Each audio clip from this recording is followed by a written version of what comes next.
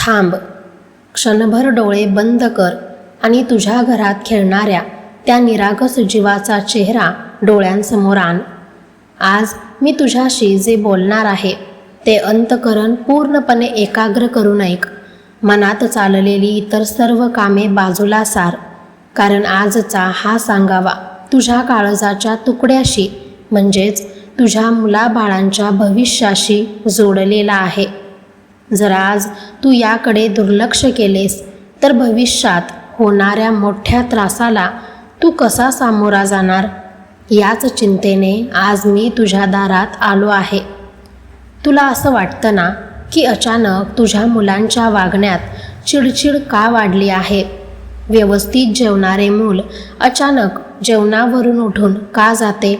विनाकारण रात्रीचे दचकून जागे होणे, आरोग्यामध्ये सारखे चढ उतार होणे आणि खेळणारे मूल अचानक शांत होणे ही केवळ एक साधी शारीरिक गोष्ट नाही. हा मत्सरी जगाचा आणि कपटी लोकांच्या नजरेचा वाईट परिणाम आहे. तुझ्या मुलांचे हसणे, त्यांची प्रगती पाहून लोकांच्या मनात जी असूयेची आग पेटली आहे तिची वाईट नजर तुझ्या सोन्यासारख्या सोज्वळ घरावर पडली आहे. आता नीट समजून घे, ही नजर नक्की कोठून आली आहे. प्रत्येक मातापित्याला वाटते की आपले मूल जगात सर्वात सुखी असावे, पण या जगात जशी चांगली प्रवृत्ती असते तशीच वाईट प्रवृत्ती देखील वावरत असते.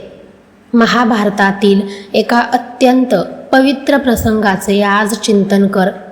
जेव्हा महापराक्रमी सुभद्रेच्या गर्भात अभिमन्यू वाढत होता तेव्हा साक्षात प्रभू श्रीकृष्णाने त्याच्या संरक्षणाची काळजी घेतली होती. पण जेव्हा तो जन्माला आला तेव्हा त्याचे बालपण अत्यंत लाडात आणि संरक्षणात गेले. वीर माता सुभद्रेने कधीही आपल्या बाळाच्या कौशल्याचे प्रदर्शन मत्सरी लोकांसमोर केले नाही. हा प्रसंग तुला हे शिकवण्यासाठी आहे की आपल्या घरातील समृद्धी, आपल्या मुलांचे गुण आणि त्यांचे कौतुक कधीही जगासमोर उघड्यावर मांडायचे नसते. आजच्या या युगात तू स्वतःच्या आनंदाच्या भरात आपल्या मुलांच्या छोट्या छोट्या गोष्टी, त्यांचे हसणे, त्यांचे कपडे आणि त्यांचे गुण लोकांसमोर ठेवत आहेस. गोड बोलून घरात येणारे लोक पाठीमागे किती विषारी डोळ्यांनी तुझ्या मुलांकडे पाहत आहेत याची तुला अजिबात कल्पना नाही. ही गाफील वृत्ती तुझ्या मुलांच्या भविष्याला अंधारात लोटू शकते. पण घाबरू नकोस, हा अक्कलकोटचा राजा आज तुला यातून बाहेर पडण्याचा मार्ग सांगणार आहे. माझ्या लेकरा, वाईट नजर ही एक अशी नकारात्मक ऊर्जा असते जी चांगल्या चालणाऱ्या संसाराला देखील क्षणात ग्रहण लावते. मुले ही काचेसारखी मऊ आणि संवेदनशील असतात. त्यांच्यावर या ऊर्जेचा परिणाम सगळ्यात आधी होतो. जर आज तुझ्या मुलांचे भविष्य तुझ्या हातात आहे तर या माऊलीचा हा तातडीचा उपाय आत्ताच्या आत्ता लिहून ठेव आणि त्याचे पालन कर. आज संध्याकाळी जेव्हा सूर्य मावळतीला जाईल तेव्हा तुझ्या देव्हाऱ्यासमोर शुद्ध तुपाचा दिवा लाव. त्यानंतर थोडे खडे मीठ, मोहरी आणि सुकी लाल मिरची घेऊन आपल्या मुलांवरून 3 वेळा उतरवून ती घराबाहेर जाळून टाक. हा केवळ एक विधी नाही तर या ब्रह्मांडातील नकारात्मक ऊर्जा खेचून घेण्याचा एक शक्तिशाली मार्ग आहे.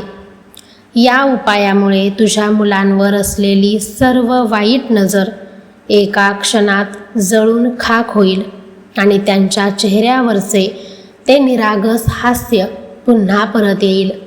पण यासोबत तुला अजून एक गोष्ट करावी लागेल. आता मनातली ती भीती आणि ती काळजी कायमची सोडून द्यावी लागेल. जेव्हा तू या माऊलीच्या दारात उभा राहतोस तेव्हा विश्वातील कोणतीही वाईट शक्ती तुझ्या कुटुंबाचे केसभरही नुकसान करू शकत नाही. तुझ्या मुलांच्या रक्षणासाठी मी स्वतः एक अदृश्य आणि अभेद्य भिंत उभी केली आहे. इथून पुढचा नियम लक्षात ठेव. आपल्या मुलांचे जास्त कौतुक बाहेरच्या लोकांसमोर करणे टाळ. घरात जेवढी शांतता आणि साधेपणा असेल तेवढी वाईट नजर दूर राहील. मुलांच्या हातामध्ये किंवा पायामध्ये माझ्या नावाने एक काळा धागा बांध, जो धागा त्यांच्या अवतीभोवती येणाऱ्या प्रत्येक नकारात्मक विचाराला लांब ठेवेल. माझ्या लाडक्या लेकरा, आता एक दीर्घ, खोल आणि अत्यंत शांत श्वास घे आणि तुझ्या मनाच्या कोपऱ्यात दडलेली ती पालकाची खरी काळजी, ती भीती आत्ताच्या आत्ता माझ्या चरणांवर आणून सोडून दे. आज या प्रवासाच्या अंतिम टप्प्यावर मी तुला एक असे त्रिकालबाधित सत्य सांगणार आहे, जे तुझ्या संपूर्ण कुटुंबाचा सुवर्ण पाया ठरेल. जोपर्यंत तू लोकांच्या नजरेचा, त्यांच्या मत्सराचा विचार करून स्वतःच्या मनात भीती बाळगत राहशील, तोपर्यंत तू नकळतपणे तुझ्या घरातील सात्विक ऊर्जा कमी करत आहेस. भीती ही माणसाला आणि त्याच्या वास्तूला कमजोर बनवते. म्हणून आज या पावन क्षणी मनात एक महासंकल्प कर. स्वतःच्या सात्विक कर्मावर आणि माझ्या नामावर अथंग विश्वास ठेव. मनात कोणताही संशय न ठेवता फक्त एवढंच म्हण की माझ्या मुलांचे आणि माझ्या कुटुंबाचे भविष्य आता स्वामींच्या चरणांशी पूर्णपणे सुरक्षित आहे. हा विचार मनात येताच बघ, तुझ्या अंतःकरणात केवढी मोठी सुटकेची लाट निर्माण होते.